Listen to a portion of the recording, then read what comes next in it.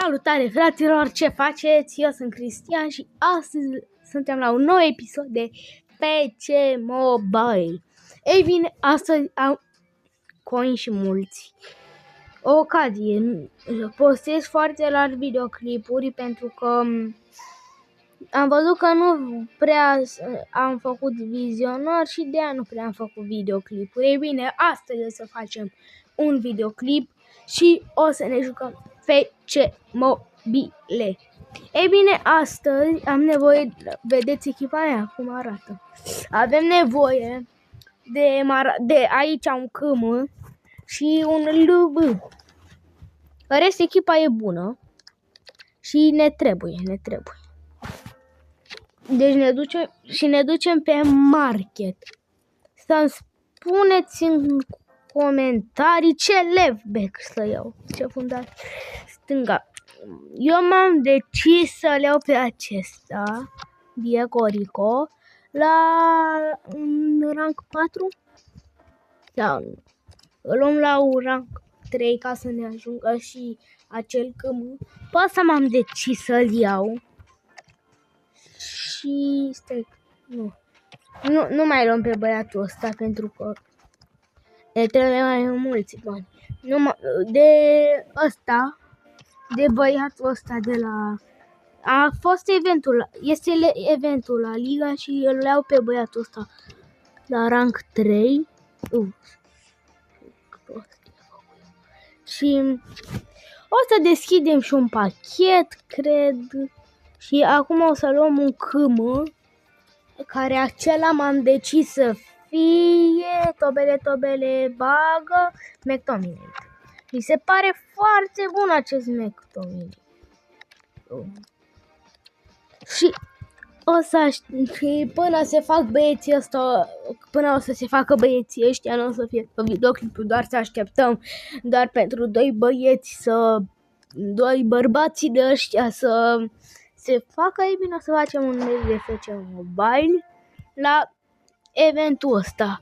Vedem aici că un Solskjaer, un atacant de 106 și mă tentează să joc la el. Ce zice, să-l testez? Să luăm? Hai că jucăm. Jucăm să vedem cum ne pricepem. O să dureze cam mult videoclipul ăsta, știu, dar trebuie să mai băgăm și FC Mobile și Roblox și de toate. Să știți, fraților, la 100 de abonați, e cu iar cu poți, off. La 100 de abonați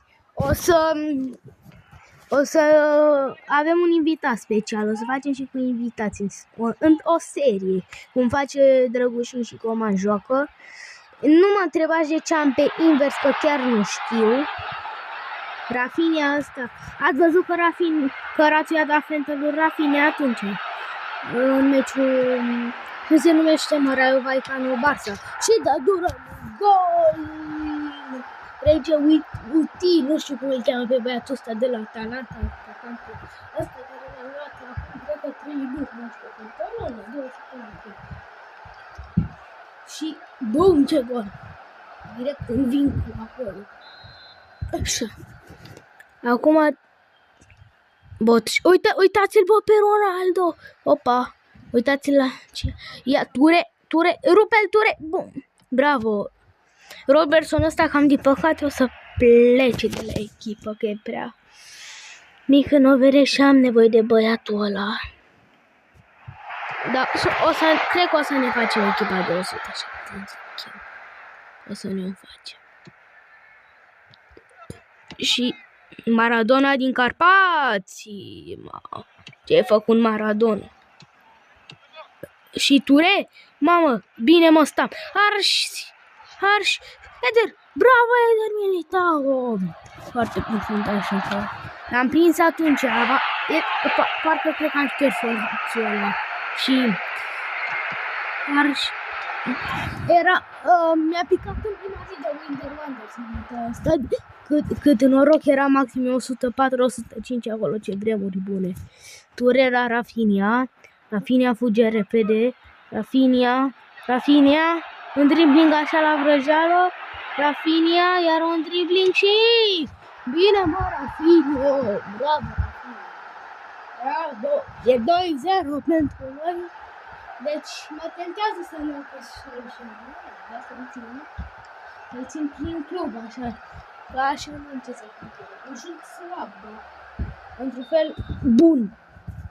Că de durăm gol. Și arși nu rupe Maradona. Hai că dăm și o pasă la Maradona. Hai mă, Maradona, mă. Prima atingere. Hai, trebuie să dea Maradona gol. Pe are schemele, bă, la el mai ele. S-a băgat Maradona în FC Mobile. Sunt foarte încântat că s-a băgat. Și am luat cartea asta lui. Că era o misiune, nu știu dacă mai e sigur. Mamă. Timber, ce schemă, Maradona. Îl fraierește, hai că îl fraierește pe bot 6. Bă, Maradona e el cam bătrân și de-aia cred.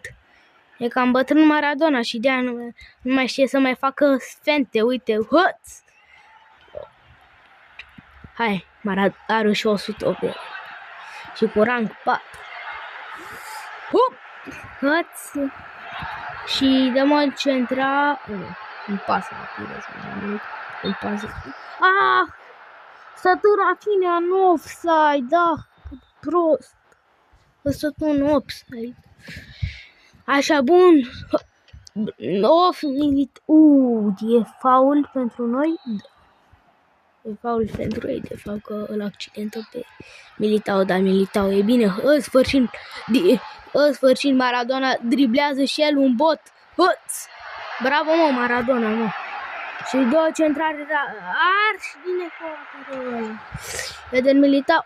Mănâncă. Trebuie repede cineva. Bine, noroc cu offside. Sau? Noroc cu offside. Mamă, ce noroc că săram offside. Maradona. Arși. Se termină la prima repriză. 2-0 pentru noi. Bun echipa însă. Acum. Ok. Bun, mamă. Maradona. Ce face, bă, Maradona ăsta? Maradona. Eder Militao. Pas la Rege Uiti. Hai că pas. Maradona pasă la Pires. Pires pasă la Phil Foden. Așa. Și Rege Uiti. Era tare să fac dubla Rege Uiti. Așa, bun. Ture îi dă pas la Rafinha care are schemele alea nebunetice. Îl accidentă pe Rafinha, nu-i corect. Căzușoasă Rafinha. Bine, mă, Maradona, bă, din Carpați. Voi știți cine e Maradona din Carpați? Ia scrieți în comentarii cine e Maradona din Carpați. Arș. Unde dă Maradona gol, era tare, direct așa, în vincul frumos. O legendă foarte bună, dar din păcate a murit, a decedat de la droguri. Cred că știe toată planeta chestia asta. Așa, bine, mă, Rafinha, bravo. Rafinha îl fraierește pe botul 2, dar normal că îl fraieri și bagă sprint Rafinha. Arși, bă, se Militao. Bă, pentru asta Ture rupe la bot 10 osul. Hai că rups. Bravo, mă, Eder Militao, se răzbuna, bă, se răzbuna. Ăsta cine? Phil Foden la Ture. Ia să vedem ce schemare. Ture. Încred, bă, că sunt și bătrân, bă, că ăștia s-au și retat de fotbal, dar Ture ar trebui să fie, că a fost foarte bun jucător. Un câmp extraordinar. Hai, mă, dar nu știu să o dau alunecări. Switch. Bine, mă, Timber. Forță. Rege Uti are o schemă de aia.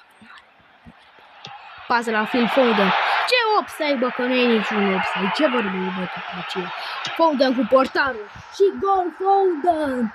În minutul 80, 3-0 pentru noi. Bine, mă, Foden.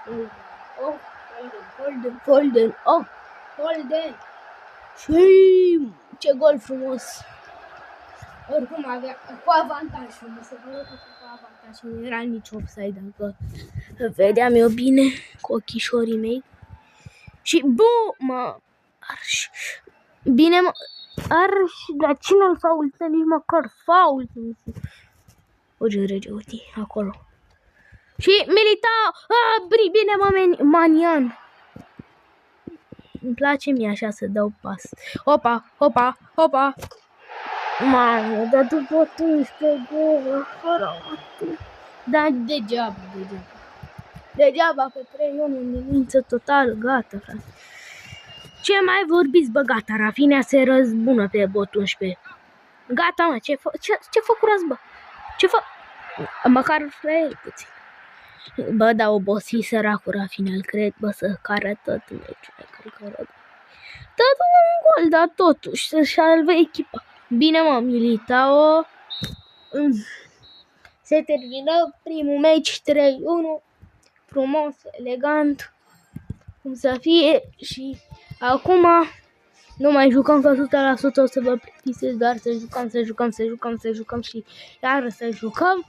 Aici avem și noi niște coini și aici bine primiți și hai să vedem dacă se păcură băieții, nu? Unii dintre ei.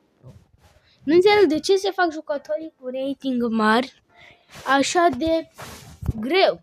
Avem 2444 de 100 de miliarde de coini și nu, pe la shop, din păcate, ce putem și noi, na.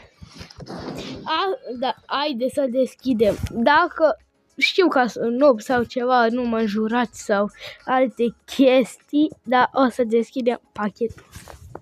Nu știu, sper să fie ceva bun în el. Sper. Îl deschis aici. Hai, te rog. Nu cred, bă, frate, bă. Măricel, asta e. Și cam atât a fost episodul, fraților. Ne vedem în episodul următor și v-am pupat. Pa.